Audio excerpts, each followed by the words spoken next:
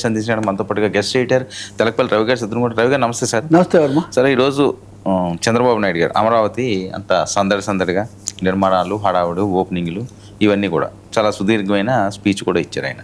So Amaravati మళ్ళీ పునర్జీవం పోసుకుండి పరిగెడుతుందా ఆంధ్రప్రదేశ్ రాజధాని? అంటే అమరావతికి సంబంధించి కీలకమైన ఘట్టం అంటే సీడ్ యాక్సిస్ రోడ్డుకున్న ఆటంకాలు తొలగిపోవటం, ఆ మధ్యలో ఒక 30 ఎకరాల భూమి ఇవ్వడానికి సంబంధించి కొన్ని అభ్యంతరాలు వస్తే హైకోర్టు ఆ పిటిషన్ తోసిపుచ్చి అది ఇవ్వండి, ఈ కాకపోతే సేకరణ ప్రకారం వాళ్ళకి ఇచ్చే పరిహారం అది ఇవ్వండి అని చెప్పడంతో అది మొన్న రాత్రి, ఈరోజు ప్రారంభోత్సవం అంటే నిన్న చాలా ఆగమేఘాల మీద దాన్ని చేశారు. దీనివల్ల ఏమవుతుందంటే ప్రకాశం బ్యారేజ్ దాటిన తర్వాత ఇప్పుడు అమరావతిలోకి వెళ్ళాలంటే తిరిగి ఇదంతా వెళ్ళాలి. అలా కాకుండా ఆ సీతానగరం దగ్గర ఉన్న బకింగ్హామ్ కాలువ మీద వేసినటువంటి స్టీల్ బ్రిడ్జీలు, ఆ తర్వాత రోడ్డు, దాంతో స్ట్రైట్గా అంటే కరకట్ట రోడ్డుకు సమాంతరంగా సూటిగా లోపలికి వెళ్ళే అవకాశం లభిస్తుంది. ఇది అమరావతి యొక్క యాక్సెసిబిలిటీని, ఆ ప్రాంతం రాజధాని ప్రాంతం యొక్క యాక్సెసిబిలిటీని చాలా పెంచుతుంది. దానికి తోడు ఎమ్మెల్యే ఎమ్మెల్సీలు ప్రజాప్రతినిధుల క్వార్టర్స్ ప్రారంభించటం, ఇవన్నీ కూడా కొంచెం ఉత్సాహం ఊపించే అంశాల కింద భావించాల్సి ఉంటుంది. అంటే కొత్త ప్రభుత్వం వచ్చి మొదలుపెట్టిన తర్వాత ఒక ప్రధాన ఘట్టం అని చెప్పాలంటే దీన్ని చెప్పాలి. సరే, చంద్రబాబు సహజంగా ఈ సందర్భంలో ఆయన మంత్రులందరూ ఉన్నారు, సిఆర్డీఏ కమిషనర్, ఆయన కొంత ఈ విషయాలు చెప్పాక చంద్రబాబు మాట్లాడారు. ఇంకా మామూలుగా ఆయన ధోరణిలో ఈ రాష్ట్రం విడిపోయినప్పటి నుంచి ఉన్న పరిస్థితులు, దీనికి ఆటంకాలు, వాటన్నిటి తల ఎలా చేశాను ఇవన్నీ చెప్పాడు. తనకు ఒక అవకాశం వచ్చింది, దాన్ని ఇలా ఉపయోగించుకొని చేశామని. అలాగే జగన్మోహన్ రెడ్డి ప్రభుత్వం ఉన్నప్పుడు దీన్ని ఆపడానికి తాత్కాలికంగా బ్రేక్ వేయటము అయినా కానీ అధిగమించి వచ్చింది. ఇంకెవరు అమరావతిని ఆపలేరు. ఈ విధంగా నిన్న మొన్నటి నుంచి కూడా ఛానల్స్, మీడియా కూడా దీని మీద బాగా అమరావతి ఎలా వెలిగిపోతుంది చూడండి, ఇవన్నీ కూడా పెడుతున్నారు. అది మీరు చూస్తున్నారు కదా. కాబట్టి ఖచ్చితంగా 2 అంశాలు చెప్పాలి ఇక్కడ. ఒకటి, ఇది స్వాగతించదగింది, ఎందుకంటే ప్రధానంగా ఒక అవరోధం తొలగి దానికి ఒక మార్గం ఏర్పడము, అది కనీసం మొత్తం అనేది ఎట్లా ఉన్నా ఒక దశ వరకు రావటం అనేది తప్పకుండా స్వాగతించదగింది. రైతులు కూడా స్వాగతిస్తారు. కాకపోతే వైఎస్ఆర్ పార్టీ వాళ్ళు మావిగన్ అన్నారు, అది ఇది అని, మావిగన్ వర్సెస్ అమరావతి. మావిగన్ అనేది ఒక కాన్సెప్ట్, అది మాట తప్పితే దానికి ఏమీ రూపం లేనిది కదా అది. కాబట్టి ఇది నిజమైంది.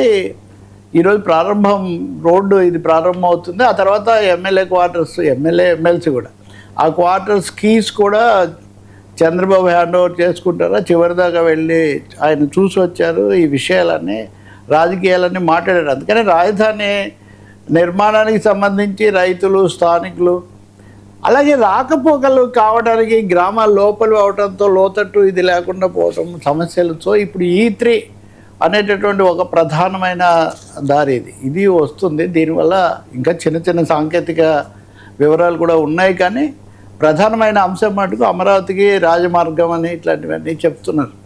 ఇవన్నీ స్వాగతించదగినవి. ఆయన అక్కడ మాట్లాడారు. రెండో విషయము, ఈ సందర్భంలో ఆయన మళ్ళీ తన సింగపూర్ వెళ్ళటము, సింగపూర్ను ఒప్పించటము, ఇట్లాంటివన్నీ కూడా చెప్తున్నారు. 2 విషయాలు. సింగపూర్ ఇక్కడ ఏం కట్టలేదు, ఇందులో ప్రతి పైసా రాష్ట్ర ప్రజలదే. అంటే రేపు అప్పు కట్టాలి, ప్రపంచ బ్యాంక్ ఇచ్చిన అప్పు తీసుకొని వాటి ద్వారా ప్రభుత్వం నిర్మించిందే తప్ప సింగపూర్ కానీ ఇంకొకరు కానీ దీనికి సంబంధించి చేసింది బహుశా ఏమీ ఆర్థికంగా ఇంకోటి ఏమైనా సాంకేతికంగా ఏమైనా సాయం తీసుకున్నారేమో తెలియదు. కానీ రెండోది, దీని తర్వాత భూములు ఇచ్చిన రైతులు ఆశించినట్టు ఆయన అన్నారు. ఉదాహరణకు 35,000 ఎకరాలు ఇచ్చారు నా మీద నమ్మకంతో, పూలింగ్ అని. నిజంగా పూలింగ్ మీద ఒక ఆశతోనే రైతులు ఇచ్చారు. నేను ఇక్కడ చెప్పదలుచుకుంది, ఈ 10-12 ఏళ్లలో ఈ విషయం మీద చాలాసార్లు మాట్లాడాను, చాలా విమర్శలు, వివాదాలు కూడా ఉంటాయి. పూలింగ్కి ఇచ్చినటువంటి రైతులు తమ పొలాలు ఇవన్నీ ఏదైనా రేపు తమ కష్టనాలకు, దానివల్ల కొంత ప్రయోజనం కలుగుతుంది, ఎట్లాగో రాజధాని ఇవన్నీ నిర్మాణాలు అయ్యాక తమ వ్యవసాయం కూడా సాగదన్న ఉద్దేశంతో ఇచ్చారు. కాబట్టి ఇప్పుడు ప్రభుత్వం యొక్క ప్రధానమైన దృష్టి అక్కడ ఉపాధి కల్పన, మిగిలినటువంటి నిర్మాణాలు పూర్తి చేయడం, రైతులకు వాళ్ళు ఇచ్చిన భూములు, రిటర్నబుల్ ప్లాట్స్ సక్రమంగా ఇచ్చి వాటికి రేట్స్ వచ్చేటట్టుగా చూడటం అనేది ఇక్కడ ప్రధానం ఆయన అంశం అయితే అవుతుంది. మరి దాని మీద తర్వాత దృష్టి పెడతారని చెప్పి మనం కోరుకోవాలి. ఇంకా రెండవది, కార్పొరేట్లు వాళ్ళకు భూములు ఇవ్వటము. ఇప్పుడు చాలా హోటళ్ళకు కేటాయించారు ఉదాహరణకు, అవన్నీ ఎంతవరకు వచ్చాయి అనే సమస్య ఎలా ఉన్నా ఇవన్నీ ఇన్ఫ్రాస్ట్రక్చర్ అంతా ఏర్పాటు చేయడం వల్ల కార్పొరేట్లకు ఎంత ప్రయోజనమో రైతులకు ఆయన అన్నారు ఇది త్యాగం మాత్రమే కాదు ఇది అని. నిజంగా రైతులు అవన్నీ ఇవ్వకపోతే ఇది సాధ్యమేది కాదు. అంటే ఒక 50,000 ఎకరాల భూమి అక్కడ సృష్టించబడింది ఖాళీది లేని చోట.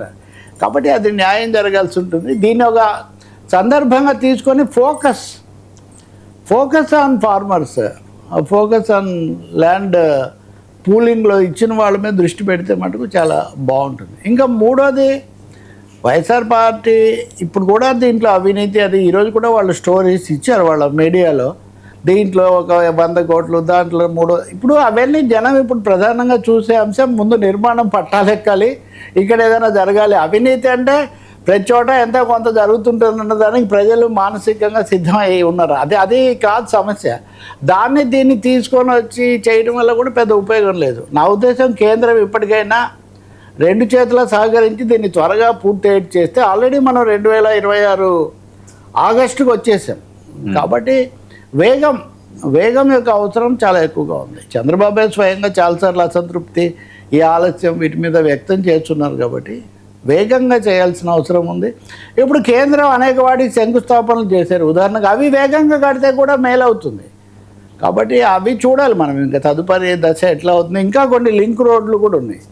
కనీసం కొన్ని లింక్ రోడ్లు అవన్నీ వేస్తే కానీ లోపల ఉన్న వాటికి రాదు. అందుకనే సీడ్ యాక్సెస్ రోడ్ రావటము, దానికి ఆటంకాలు తొలగటము, దీన్ని మనం పూర్తిగా స్వాగతిస్తూ భూములు ఇచ్చిన రైతులు స్థానికులు వాళ్ళ అంశాల మీద ఫోకస్ పెట్టాలి అని మనం కోరుకోవాలి. సార్ ఇంకా మూడోది వైసీపీ దీన్ని జీర్ణం చేసుకోవాలి. ఇప్పుడు రాజధాని ప్లాన్ ఏ కాకపోతే ప్లాన్ బి ప్రకారం పూర్తి కావాలని అందరు కోరుకుంటున్నారు. అప్పుడు ఆశించినట్టు జరిగిందా జరగలేదా చివరి రూపం ఎలా ఉంటుందో ఎవరు చెప్పలేరు. కాలంలో అది 1 దశాబ్దం 2 దశాబ్దాలు పట్టే ప్రక్రియ. కాబట్టి ఇక్కడ కేవలము రాజకీయ కోణంలోనే దీన్ని చూడడం వల్ల ఉపయోగం లేదు. వేగంగా ఇది జరగడానికి దీనికి ఏదో అడ్డం పడిన పాత్ర ఇంకా వ్యతిరేకించిన పాత్ర ఉంచుకొని నిలబెట్టుకోవడం మటుకు అనవసరం. ఇప్పుడు రాజధాని చరిత్ర అంతా చెప్పారు చంద్రబాబు. ఉదాహరణకు 55లో రాజధాని కోసం ఏం జరిగింది అని. 55లో అడ్డం పడిన వాళ్ళు ఎవరు? వీళ్ళందరూ అడ్డుపడ్డారు. ఎప్పుడైనా రాజధాని నిర్మాణం పాలక పార్టీలు అప్పుడు పాలక వర్గాలతో ముడిపడే ఉంటుంది. అప్పుడు తిరుపతి అని కొందరు ఎందుకన్నారు, విశాఖపట్నం అని కొందరు ఎందుకన్నారు, ఇక్కడ కర్నూలుకి ఎందుకు పోయింది, విజయవాడకు ఎందుకు వ్యతిరేకించారు, వీటన్నిటికీ రాజకీయ కారణాలు ఉంటాయి. రాజకీయ కారణాలు లేకుండా ఉండే అవకాశం కూడా ఏం లేదు.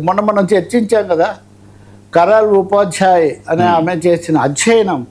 ఇప్పుడు అమరావతి నమూనా ఎలా ఉండబోతుంది, ఈ ప్రపంచ గ్లోబల్ ఎరాలో ఒక ఆంధ్రప్రదేశ్ లాంటి వ్యవసాయ ప్రధానమైన రాష్ట్రంలో ఒక మహానగరం నిర్మించబడటం, దాని ద్వారా ఆ భూమికి చాలా విపరీతమైన ధరలు రావడం సాధ్యమా, దానికి ఏం చేయాలి, వాళ్ళకి ఎలా సహాయపడాలన్న దాని మీద ఈ దృష్టి పెట్టాల్సి ఉంటుంది. ఈ నమూనా ఎంత వాస్తవికంగా ఉంటే ఎంత త్వరగా ముగిస్తే ప్రజలకు అంత మంచిది. సార్ దీన్ని పీపీపీ నమూనాలో మరీ ఇరికించేసి అన్ని పీపీపీ అంటే మటుకు అది ప్రజలకు అంత మేలు చేయదు. సరే ఇది ఎలా ఉంటుంది? ప్రజా రాజధాని అన్నారు కదా, ప్రజా రాజధాని వాళ్ళు పీపీపీ రాజధాని అవ్వకూడదు. నేను కోరుకునేది ఒకటి.